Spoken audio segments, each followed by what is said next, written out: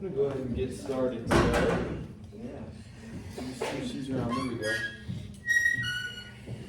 Today is one of the more sprawling lectures that we're going to have this year, this semester. If you recall, last time we had picked up some of our narrative threads in some of the other parts of the world. I had said that sort of the early part of these 20th century lectures were going to be very concerned with what's going on in Europe because, to borrow Trotsky's phrase, war is the locomotive of history, and World War I and World War II are going to be monumental events and are going to affect the entire globe. Of course, the European empires are still in control of much of the globe at this point, as we saw, and are very much impacting and acting on events. We introduced Japan, the rising imperial power in the East. We're going to talk more about Japan on, Thursday in the Conference of the United States. Because today's lecture is going to pick back up in Europe. When we last left Europe, it was right at the end of World War I. The first several slides and the things that I'm going to say are going to kind of remind us where we were, what was going on,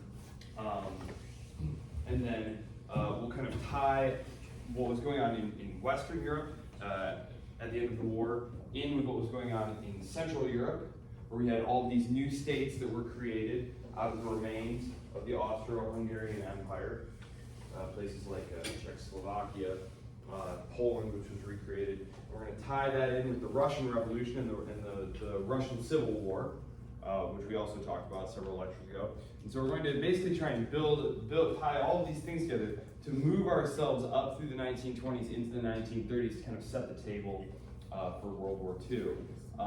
And then on Thursday, we'll bring the Americans and the Pacific area, Japan. We'll move all of those up so that next week we'll be ready to start World War II. And that will be both lectures next week will be on World War II. Before I get started today, I had a few people reach out to me about extra credit. I'm still trying to come up with some feasible extra credit assignments. Look for that on the announcement page. Do you get an email when an announcement goes up on Blackboard? Mine comes in really late, like several days. It does? Okay, yeah, mine does it. Mine does that too. Like every day at midnight.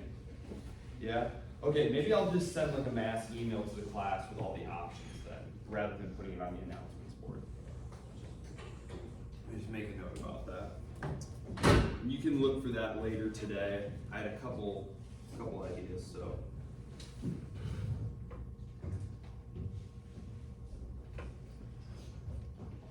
Okay.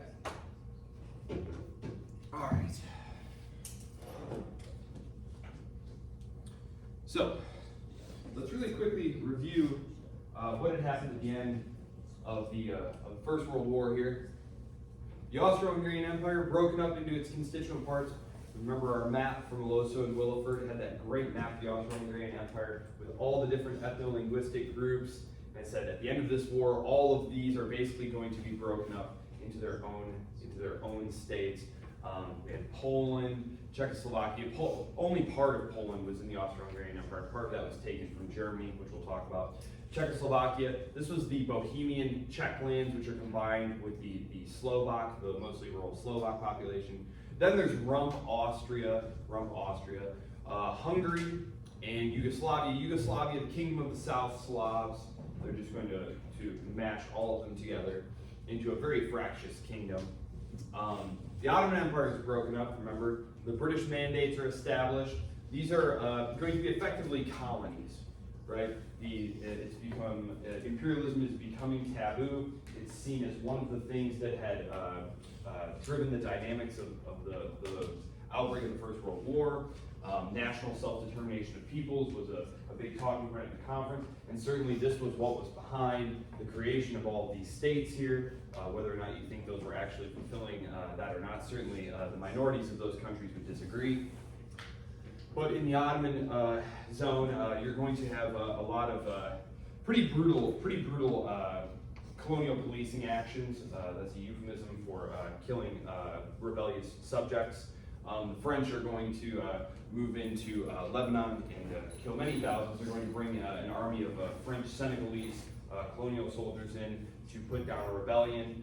And this is in 1919, 1920, because these places which thought they were going to become their own nation states, or have something of the like, realized very quickly that they are actually going to be effectively colonies. The British are going to do the same thing in Egypt. And also, there's a very notorious letter that Churchill sends to the air marshal in Baghdad saying that the Kurdish population in the north, that they should just drop mustard gas on them in order to pacify them. The German Empire, broken apart. These policing actions are effective. The British will maintain their hold on the critical oil reserves of the Middle East. The German Empire, broken up, all of its possessions stripped away. We talked about the possessions in the Far East that they had taken from China, going to Japan, which had occupied them. That Germany and Austria, remember, Rump Austria thought, well, we're Germans, we're going to, fuse with the rest of Germany. This was something that the Treaty of Versailles had explicitly forbade. This merger is going to be called the Anschluss. Hitler is going to accomplish that in the 1930s. As parts of West Prussia and Upper Silesia are going to go to the new Poland. So essentially, Germany is being broken up, turned into a rump Germany. Its industrial capacity is going to be put under the mandate of the League of Nations, but this is effectively going to be under French control. And then, of course, Russia. We talked about Russia because the new communist state is going to be truncated, brought back to the size that it had been in about the late 16th century due to its signing of the Treaty of Brest-Litovsk. Remember, Lenin had to argue against members of his own party, saying that what we need to do to consolidate our tentative, very tenuous hold on this new state apparatus, we have to get out of the war. We have to get out of the war. So, this was what was going on at the end of the First World War here, in terms of territorial adjustments. Have a nice map here. This PowerPoint is up on Blackboard, by the way, if this is unclear to anyone or you'd like to follow along there. As you can see, Germany here, the German Empire, this is going to be stripped away to become part of Poland there. Austria-Hungary, that's going to be broken up right here. Okay, all right. And as you can see here, Romania is going to be enlarged at the expense of Bulgaria, which had joined the Central Powers. Okay, so great map there, available on Blackboard for you to look at. I find it very, very cool, very interesting. Okay, beyond territorial concessions, remember, and this is all going to be critical to understanding the politics of grievance that are going to motivate masses in Italy and also in Germany. Also fears of social revolution, we will talk about that. But just so you understand or recall, financial reparations, it wasn't that financial reparations were new. The idea that we went to war, you lost, you have to pay my military expenses. This was, fairly old hat. But what was new was the British and the French were insisting that Germany pay the entire cost of the war. Things like the cost of rebuilding, the cost of widows' pension, the cost of all these new social programs that had been introduced as part of a way to keep the masses in the war, right? The governments had to promise a great deal. In terms of that they would take care of their populations. The First World War is going to see a very vast expansion of government. The Second World War will also see a very vast expansion of government. The reasons for this are several. One is that in order to sustain large-scale industrial war over a long period of time, 4 years like that, the state is going to have to seize resources. You are not going to be allowed to use resources however you want. Even the United States in the Second World War, we tend to think of the Second World War in popular mythology as this thing that brought economic boom times to the United States. This is not what happened. If you were living in the United States during World War II, you received ration cards. You had a very small allotment of fuel. You couldn't have gold. There's all sorts of restrictions on what you have. It's a very, very poor time to be alive. My grandparents, for example, were living through that. Were any of your grandparents, or would it be great-grandparents for you guys? Great-grandparents? 1930s, 1940s? Yeah? Okay. So, massive financial reparations for Germany. And again, the new nature of these reparations, taking the entire war guilt, taking credit for the entirety of the guilt for starting the war, having to pay all these things, this was all very new and very bizarre. And the German minister says, we by no means, decline to take any responsibility for the war, but we categorically reject taking full responsibility for the war. So the British, of course, and the French army did that. That's just to say that this was seen as patently unfair. Disarmament. Germany is going to be effectively disarmed. Wilson's 14 points. Remember, these were going to be the basis for the peace. This is what Wilson had said he wanted. It's not necessarily clear whether or not that's true, but it was certainly what he said he wanted, and he does make some attempt to get these things done. As we said, he trades basically all of these other points for the formation of the League of Nations. Because the British and the French are fighting him on all these points, the Italians too. And Wilson essentially decides, as long as I get this League of Nations, he had a very messianic view of what the League of Nations would be able to accomplish. And he effectively tells Colonel House and Lansing, the Secretary of State, that no matter how unjust this settlement will be, as long as we have the League of Nations to settle and rearrange these territorial disputes as they arise, it's all going to shake out okay in the end. Of course, it doesn't.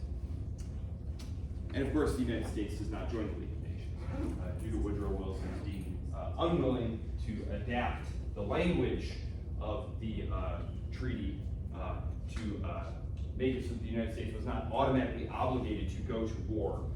This is, in fact, the language changes eventually what's going to go into the United Nations Charter at the end of the Second World War. So it was recognized at the time that this peace was not going to last.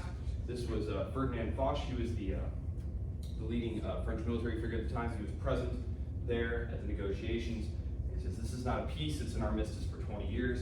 He said that in 1918, 1919. So literally, right on the money there. Heck of a prediction. Okay, so the war to end war, not exactly. So we talked a little bit about this in the context of the war ending and these new states of Central and Eastern Europe being born. Immediately, right away, we have tons of war. 1917 to 1923, there's constant war on the continent. The Polish-Soviet War. I'm going to zoom back here a little bit so that you can see where these borders are here. As you can see, the new Poland, a significant portion of that is old Russian territory, right? Okay, we can see that.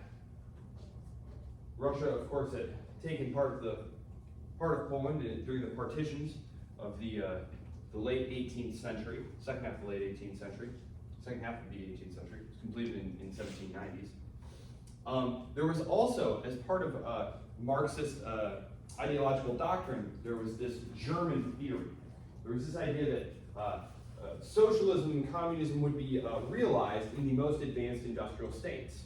And the Bolsheviks, looking around, realized that they were in fact now in charge of the most backwards, non-industrial, non-proletarianized state in Europe. And that what they needed to do, therefore, was to spread the revolution into Germany, the most industrialized, proletarianized, and developed and advanced state in Europe. This was where Marx himself, Marx of course was a German, he was a Prussian, he believed that Germany was the place where this revolution would happen.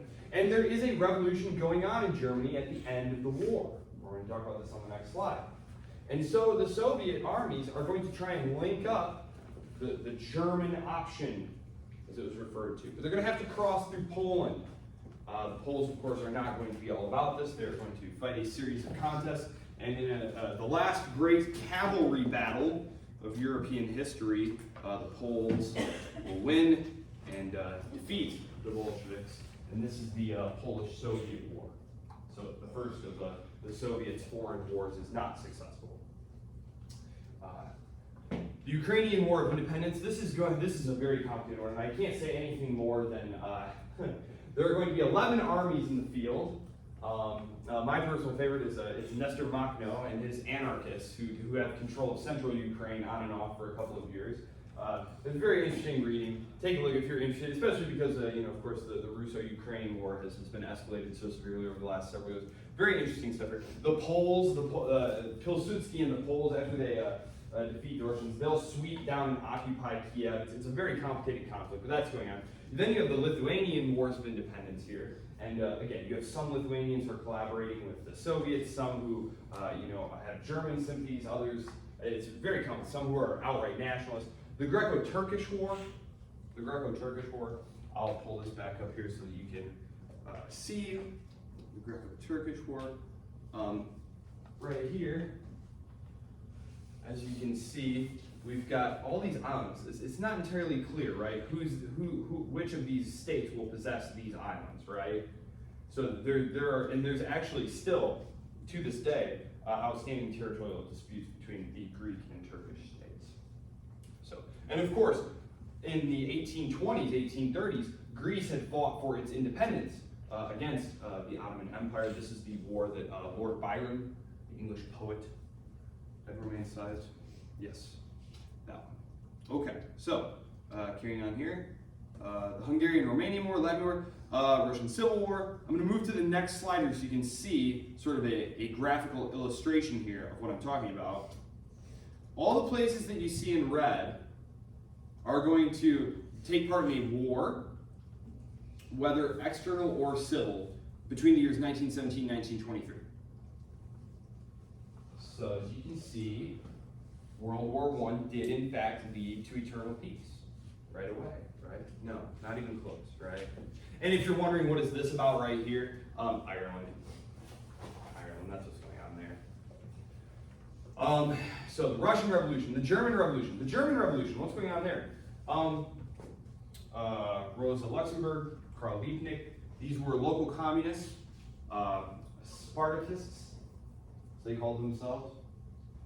They believed that the time was now right. The Kaiser has fled. The new German government is very unstable. Now is the time for communist revolution. What's going to happen, though, is these demobilized soldiers, these German soldiers, are going to form, who have very small C conservative sympathies, hundreds of thousands of them, are going to return and form what are called Free Corps. These were paramilitary forces. And they're going to have massive gun battles in the middle of these streets and towns. You read these accounts of people like Brecht who are saying, I was going to take the train, but then I looked out my window and saw people machine gunning each other in the streets and decided to stay in that day. Very sound decision, first of all. But also, this is how the communist insurrection in Germany is going to be put down. This is the attempted German Revolution. The Weimar Republic will emerge from it. Yes, the Turkish Revolution. This is what's going to create, quote unquote, modern Turkey. Kemal Ataturk.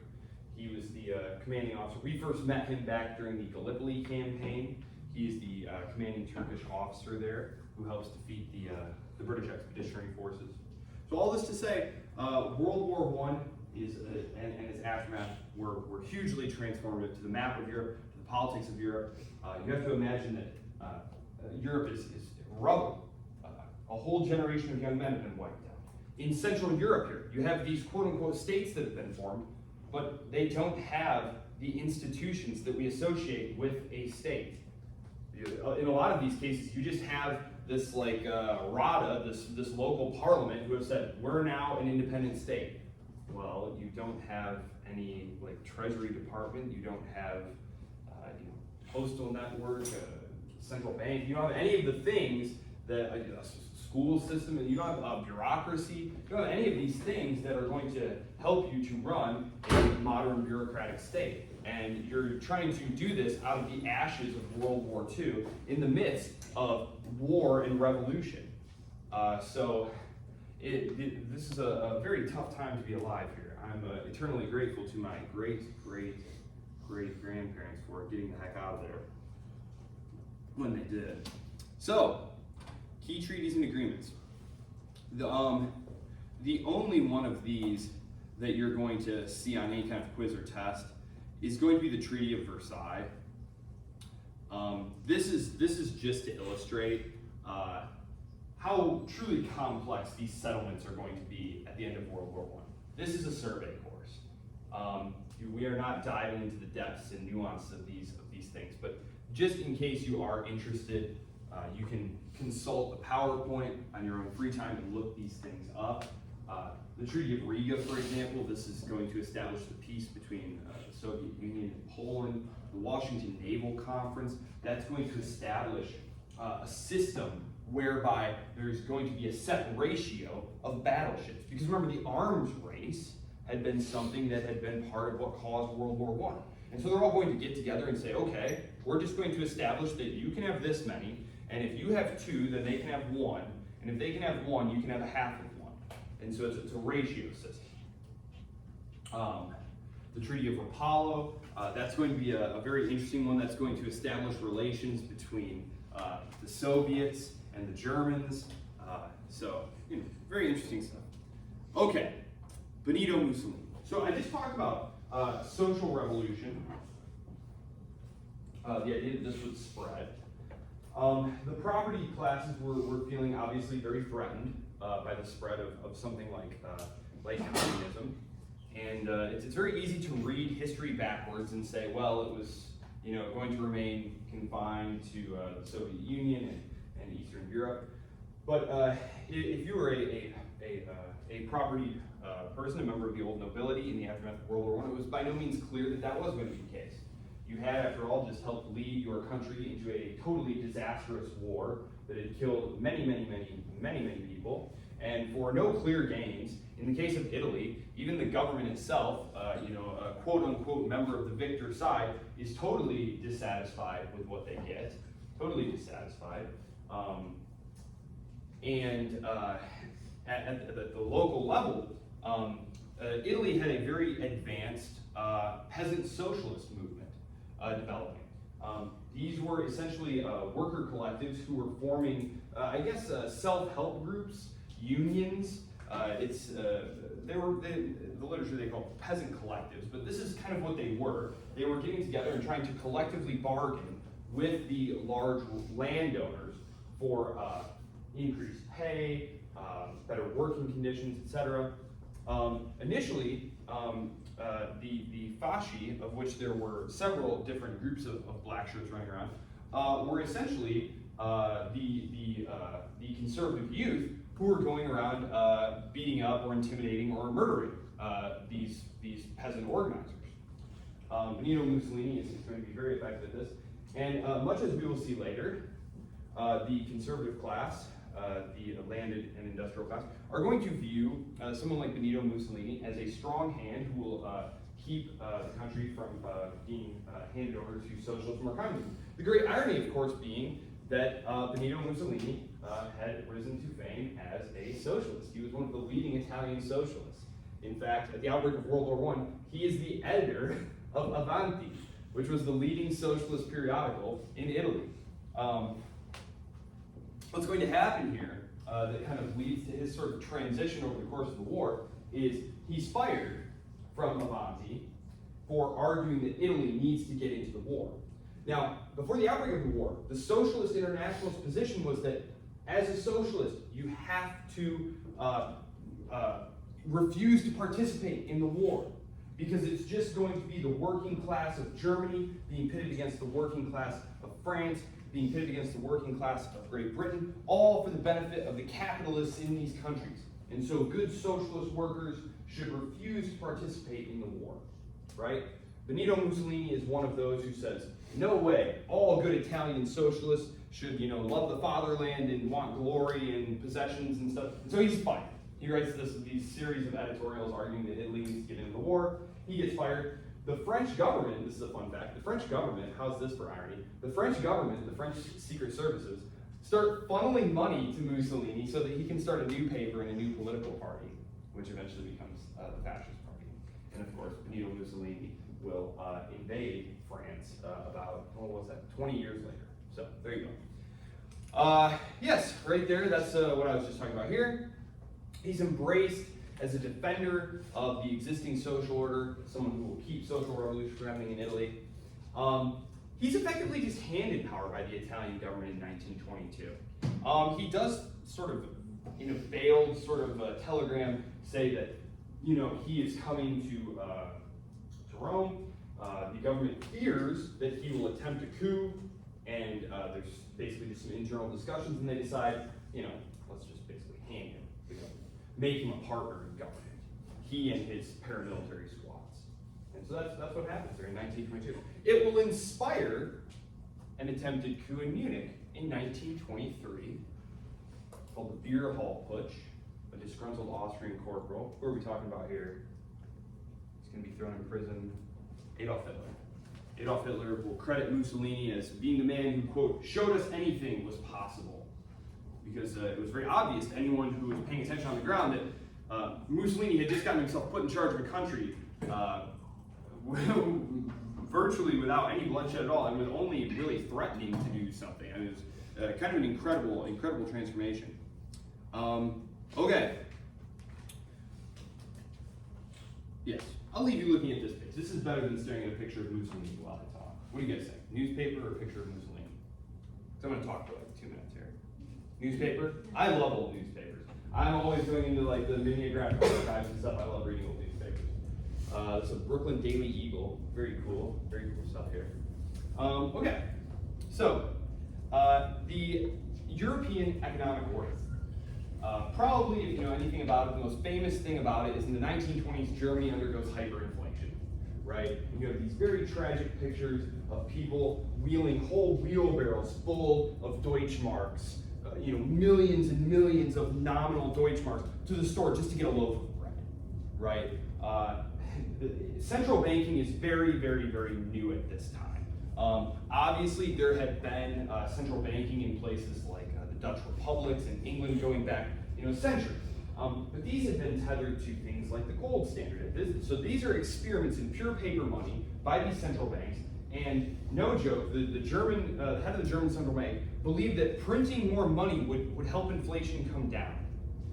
Which today we kind of just scratch our heads in puzzlement here. How could you think something like that? Maybe he was just trying to cover for himself, but he certainly said that repeatedly. So hyperinflation in Germany, that's going to happen.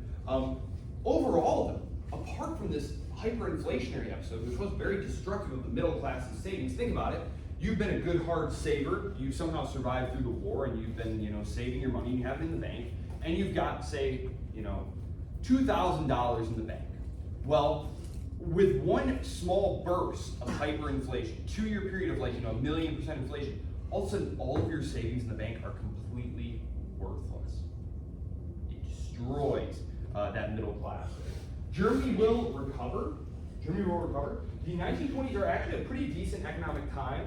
It's not a great economic time, but it's okay. It's not the roaring 20s in the United States, but it is a period of recovery, industrialization, rising employment, but it's all basically being propped up by a continual flow of money coming from the United States. And this is critical to understanding why the crash on Wall Street is going to produce another bout of radicalism in European politics. Is because, yes, people have jobs, the economy is growing, it's moving, but it's all being powered by money flowing in from the United States. Okay? The United States is basically Wall Street, I should say, Wall Street specifically. These banks are lending money to these governments who are then basically passing it around, right? Because they all owe each other reparations and debts from the war, right? So the Wall Street money is coming in, it's going into places like, for example, Germany, which is then, it's going into France, it's going into Great Britain, and it's all just being recycled back and forth, right? Well, when the stock market crashes, and we'll talk about the reasons that the stock market crashes on Thursday when we talk about the United States and Japan and sort of the rest of the picture building up to World War II. But just know that the stock market crashes, which you probably know, though it does recover a little bit in ensuing months, it continues its general downward trajectory, and the Great Depression really begins in the aftermath of that. And this is going to basically stop the flow of funds.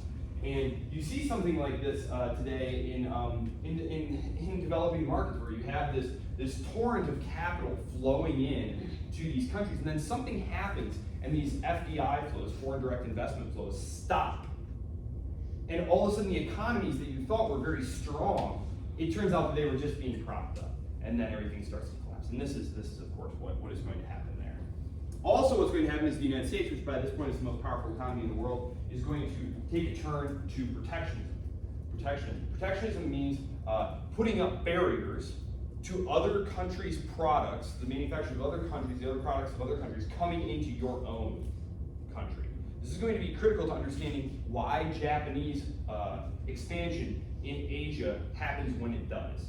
Because Japan is it's an island, it's a very resource poor island. It's entirely dependent at this period on a more open global economic order. But calls for protection and economic nationalism are going to lead to retaliation. President Trump puts tariffs on something the Chinese are making. What did the Chinese government do? Turn around and put tariffs on something the United States did, right? This is why we wound up in a trade war. So that dynamic existed here. And it's going to be very destructive. It's going to lead to skyrocketing unemployment, kind of economic disaster writ large. It's going to destabilize even countries like Great Britain, like France, and in Germany, of course, it's going to be extremely destructive. In the 1930s, people tended, even just a few weeks ago, some commentator was saying something about, yeah, we need to be careful about inflation. Remember how inflation made the Nazis? The Nazis don't become the second largest party in the Reichstag until 1930. It's the Great Depression. It's the Depression that helps to bring the Nazis to power, not the hyperinflation that occurred in the early 1920s. The Nazis become the second largest party in the Reichstag in 1930. This is the National Socialist German Workers' Party. It's headed by Adolf Hitler. 1932, they become the largest party. Now, largest party does not mean that you are the majority party. Now, we here in the United States have like a presidential system, so are any of you familiar with how parliamentary systems work? Like how a leader gets elected? Okay, just really quickly then. Basically what happens is you have an election, right? And there are lots of different parties. Very few countries like the United States just have like two parties, right? Most of them are multi-party systems. And you have to be able to put together a coalition, right? And then this coalition voting bloc will pick a leader, basically.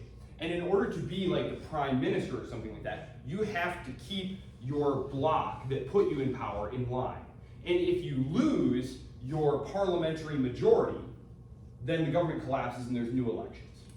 So that's how that works. So the Nazis are not the majority party, but they are the single largest party which form a larger bloc that are able to put Hitler in charge of the government. Almost immediately thereafter, in 1933, the Reichstag building burns down. It's not entirely clear. I've seen a Finnish communist blamed for it. I've seen the Nazis themselves blamed for it. I don't know whether or not it really matters for our purposes who started the fire or whether it was a complete accident or not. It is seized upon in the great tradition of not wasting a good emergency. They passed the Reichstag Fire Decree, the Enabling Act. This basically allows the Chancellor, who happens to be Adolf Hitler, to rule by decree. Important to note, on his way to power, Adolf Hitler never violates the Constitution once. Much like Benito Mussolini, he is handed power. He's handed power in a totally constitutional manner here. The Civil Service Act, this is one of the early hints that the very virulent anti-Semitism expressed by Hitler in his public speeches and in his book Mein Kampf is going to be a part of German national policy. There had always been kind of talk among, because of course he's a mainstream politician now. He's been a mainstream politician for years, maybe not mainstream, he was a little fringe, but as you can see, by the 1930s, they're a serious force in politics. So it was a question of, well, is this just, to use the phrase of Bertolt Brecht, anti-Semitism was the socialism of idiots, basically. Like, is he just using this to pander, basically? You need someone to blame. The Jews are a great other, blame them for everything. But he's not actually going to enact any kind of, horrible discriminatory policies. The British upper class, for example, were incredibly racist. It was very quiet, sort of anti-Semitic, I should say, not racist. Although they were a little bit racist as the response to the Amritsar massacre we talked about last time shows. But in 1934, this is critical, the Night of the Long Knives. This is a very interesting event because, again, reading history backwards, Adolf Hitler was the head of the Nazi Party. There were two other possible leaders of the Nazi Party. There was a very tight-knit leadership group. One of them is Solis-Mullen. He's the actual socialist of the bunch, like the National German Socialist Workers' Party. There was an actual socialist wing of the party. The Nazis were sort of a coalition of interest groups, right? Hitler himself was just a virulent nationalist and anti-communist. He didn't really have strong feelings about capitalism or the organization of society. He was much more pragmatic about how the economy should be organized. But there were actual socialists, the second in command, as I said. But he is going to be murdered here on Hitler's orders by the SS, along with the head of the SA, Ernst Fromm, who was the head of the paramilitary arm of the Nazis. If you've watched, you guys ever watched like The Sound of Music or any kind of old movie with Nazis in it? You know how some of them are wearing brown shirts, some of them are wearing black shirts. Are you guys familiar with that? Okay, so the black shirts are the SS, and the brown shirts were the SA. And basically what happened here is Hitler, in kind of secret communications with the rest of the government, and the army specifically, the army was very resistant to Hitler, and under the Weimar Constitution, the army had a lot of its own private purview, and Hitler wanted the army to be more under his control, and the army essentially was afraid that Hitler was going to, or Fromm was going to use the SA to sort of absorb the German army it did. You have to think, the SA was hundreds of thousands of guys, right? And at this point, the German army is only a couple 100,000 of guys. So it's a pretty equal, Germany hasn't started to rearm and remilitarize yet.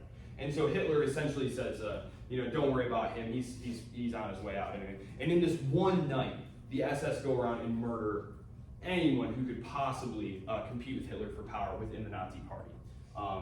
This was a move that really impressed Joseph Stalin, we're told.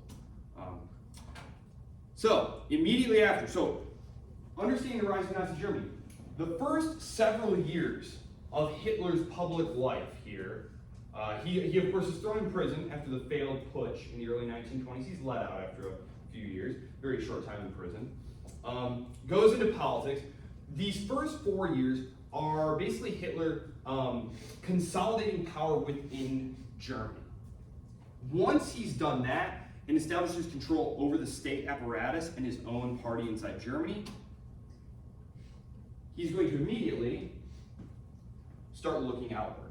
So the first thing, renunciation of Versailles, not going to make any more payments, going to throw off the disarmament clauses. He starts building up German military power. He reinstitutes the draft, starts swelling the size of the German military.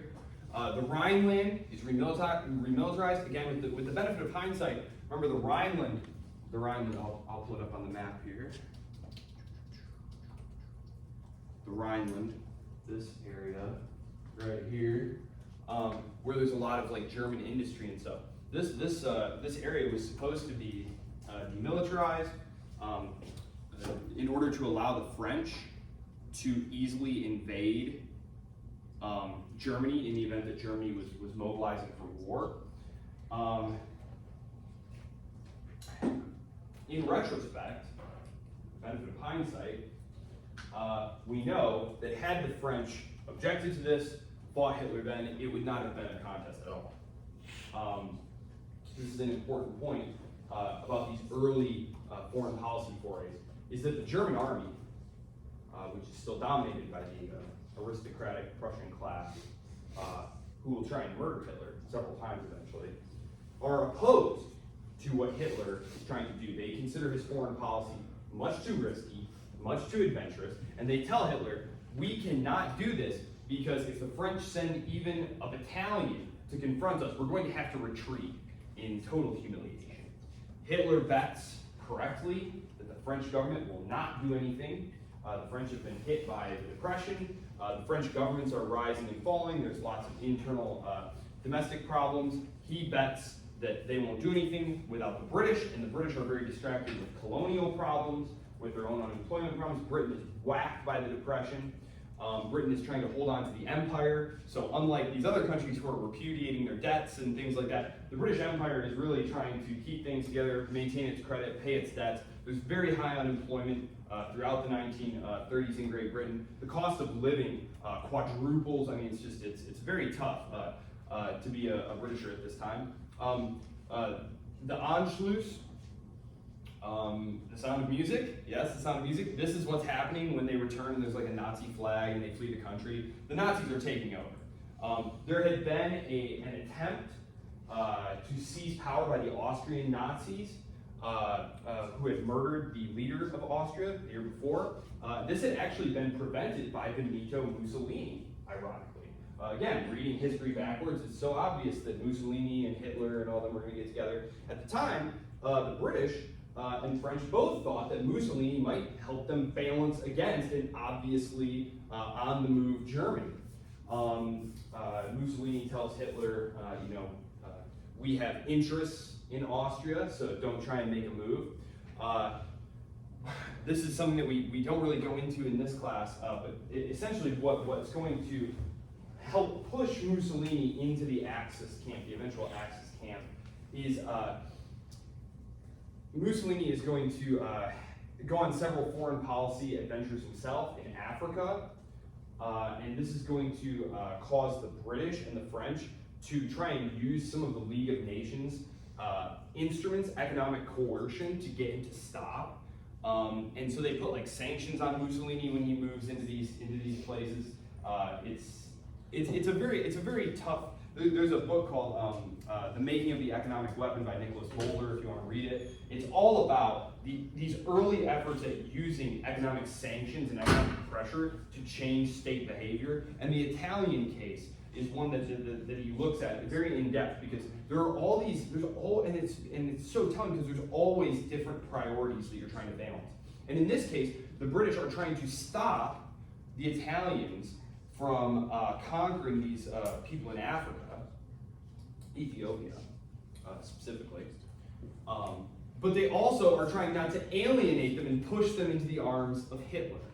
And so it's going to be a very ineffectual process that happens there.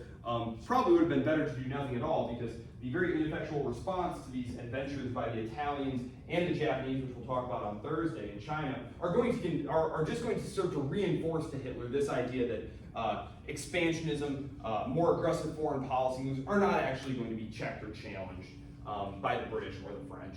And the Sudeten crisis, after the Anschluss, he gets away with that because he claims this is a principle of national self-determination. These are Germans. It was unjust. And the British had embraced this policy of appeasement. Now, today, if you want to discredit an opponent in a foreign policy debate, you just say that they're an appeaser, right? We're on our way to another Munich. It's Neville Chamberlain. We're just giving up. This British policy of appeasement went back in the 1920s, though, because very shortly after the treaty was signed, there was a recognition in Great Britain that it was way too hard on Germany, making them take all the responsibility for the war, breaking them up. I mean, it was separating the Germans. So a policy had developed where if the Germans made a, quote unquote, like reasonable demand, that the British government would try to meet them halfway somewhere. The real mistake that Chamberlain makes here is that he was not dealing with a normal politician in the person of Adolf Hitler, right?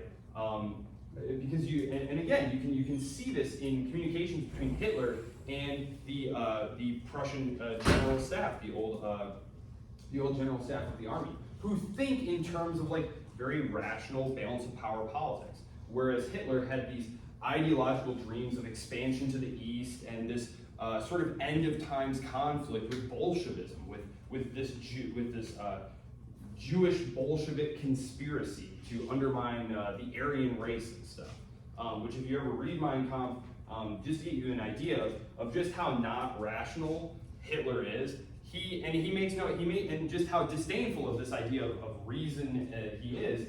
He starts his chapter on his racial theories with the line, something to the effect of, "Some things are so obvious that you don't need to prove them." And then he just goes on to spout all these racial theories that he has about these things. And again, so if you tried to challenge him on that, on some sort of rational ground, you said, "Look, we don't even need to debate this. It's just so obvious." We don't need evidence. So the Sudeten crisis. This is really where the British government's ears start to kind of prick up here a little bit, because the Anschluss, that was seen as, well, you know, the Austrians wanted to merge with the Germans, you know, that was probably unjust of us. The Sudeten crisis, the Sudetenland, I'm gonna pull up the map again. I should have put a map on this page, I'm sorry. I should have put a map on this page. The Sudetenland, right here, where are we? The Sudetenland is this area of Czechoslovakia. These were the old Bohemian crown lands, okay? This is an area where the Germans are basically an outright majority. That's close, but there's millions of Germans in quote-unquote Czechoslovakia, and they're all concentrated in this area right up here by Prague, okay? Now, here's one of the other things that's critical to note about this, though. This was where most of Czechoslovakia's industry was. It was where its most defensible frontiers were. It's where all its forts were. There's also a lot of mountains. So it's a very tough spot. By giving this up to Germany, it basically renders the rest of Czechoslovakia a cakewalk. The Germans are just going to be able to walk in later. So when Czechoslovakia is abandoned, this is the Munich moment. What was going on here? So essentially, I'll just really quick try and explain it through. The French had realized that the British were not going to help them balance against Germany, right? Because the British basically decided World War I was a huge disaster, it didn't really fix anything, the French were way too hard on the Germans, we're just going to leave the continent to France, it's France's problem. So France creates what's called the Little Entente, or it tries to create the Little Entente. Basically, France tries to coordinate a military alliance with all these successor states here. The problem is that there's no, well, one of the problems, if you've ever tried to coordinate a group project or something, you understand. So the more people in the group, the harder it is to decide on a course of action, to get an agreement about the policy, what it's going to be. So on one hand, you have a coordination problem. Another thing you have is a trust problem. These states were fighting each other in the 1920s over territory, right? We saw these wars here. Poland sweeps all the way down in here. They're taking some land there. The Czechs, while the Poles are distracted, they take some area that the Poles want and won't give it back. So, of course, the USSR, they recognize that Germany is going to be looking to the east, looking to them. Stalin and his leadership there is trying very hard to get these successor states to fight against Nazi Germany, not out of any kind of love for them, but because Hitler realized, because they realized that Bolshevism is what Hitler hates the most, and that this war to the east is going to be aimed at their total destruction and extermination. So he wants them to fight to keep Germany in. The French would like the Soviets to help them. However, there's the problem that in order for Soviet troops to be able to help, they're going to have to cross through these areas like Poland, which of course, Poland is not about to let Soviet troops come marching through there, right? None of these countries are. So you basically have this huge coordination problem here, and so the Germans are going, and so when the time comes at Munich, there's basically nothing but bad options. The British don't have an army, right? The British don't have an army, right? People talk about it now like, oh, well, they should have, fought Hitler, stood up to Hitler. It's true that in terms of like military parity, the future Allied countries of World War II did outnumber the Wehrmacht, the German army. They had more planes, they had more armor, they had more men, but what they lacked was the focused political will and coordination to do anything about it. It would have been very, very hard for Great Britain to get into this war. When Neville Chamberlain lands at the airport with, securing peace in our time, having signed away Czechoslovakia, the life of an ally, he's greeted to thunderous applause. He's a hero. Same with the French minister, who I believe was Daladier at the time. He signs away the life of a French ally in Czechoslovakia, and he comments in his diary, I should be shot, I'm certain to be, decried when I come home. Instead, he's greeted like a hero as well, right? Because they've avoided war. This is a society, these societies have been horribly scarred by World War I, and they are desperate to avoid another war. I had just mentioned that the Soviet Union, ironically, had been very much an advocate of collective security. against a revanchist Germany. However, realizing that the French and the British were not going to strike a deal, that they were not going to engage in good faith collective security maneuvers to help box in Germany, they decide to make a deal with Hitler themselves. In the aftermath of this overrunning of Czechoslovakia, this is what happens. So Chamberlain comes back, says, "I have peace in our time. We've given them the Sudetenland. Now all the Germans are in Germany. Everything's great now. We're not going to have any more problems." 6 months later, the Germans occupy the rest of Czechoslovakia. There's enormous outrage in both Britain and France. They feel like they've been duped and lied to by Hitler. It's an act of naked aggression. There's no attempt to justify it in terms of like protecting German lives or rights or property or anything like that. At this point, the British and French go to the Soviets and try to convince them that no, we're very serious. We do want to stand up to Hitler and fight him. But at this point, Stalin has decided he'd best just look out for himself at this point. And the best thing for him would be to try and push Hitler into fighting the French and the British rather than fighting himself. And Stalin's thinking here is that hopefully the Germans and the French and the British will get locked into another titanic World War I death struggle with each other and just bleed each other out, leaving the Soviet Union in a much stronger position itself, right?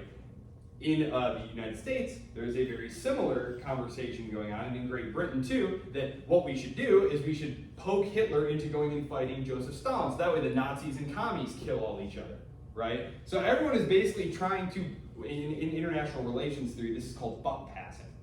Buck passing. Because there's an obvious danger to us all, but it's going to cost something, a lot possibly, to stop this danger, and you don't want to carry it yourself, so you're trying to push this onto other people, right? You're trying to pass the buck to someone else. So that's what happens here, and Joseph Stalin strikes this deal, the Molotov-Ribbentrop Pact, which is a non-aggression pact between Nazi Germany and the Soviet Union.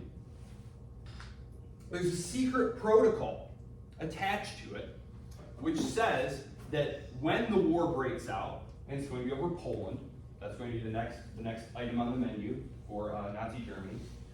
When this happens, that the Soviet Union gets to move in and take half of Poland, and then they divide up the Nordic countries into spheres of influence. So, that's what happens there.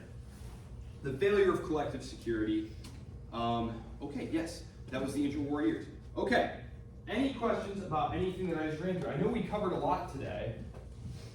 Any questions? Okay, I guess I'll just tell you a few things about the quiz then.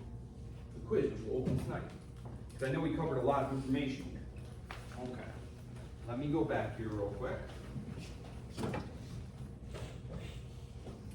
This PowerPoint again is on Blackboard. So, I would be familiar with this timeline here, or you can just take a screenshot of it and just look at it while you're taking the quiz when you encounter one of these questions, right? Like, the Sudeten crisis.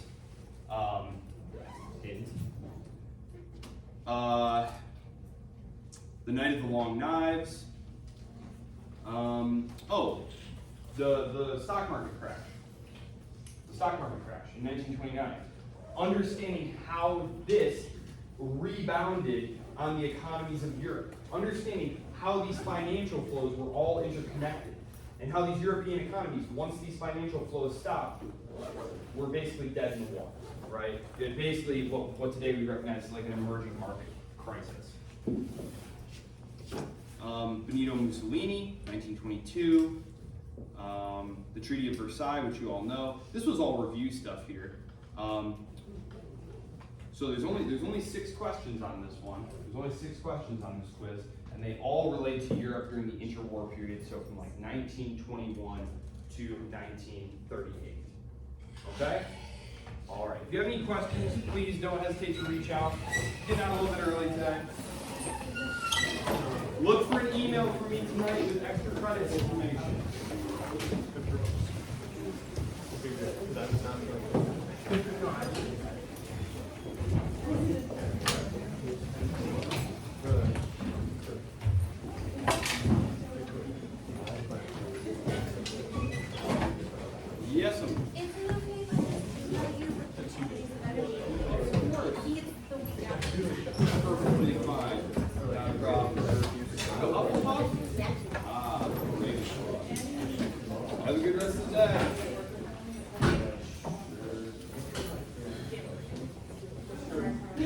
left it to me.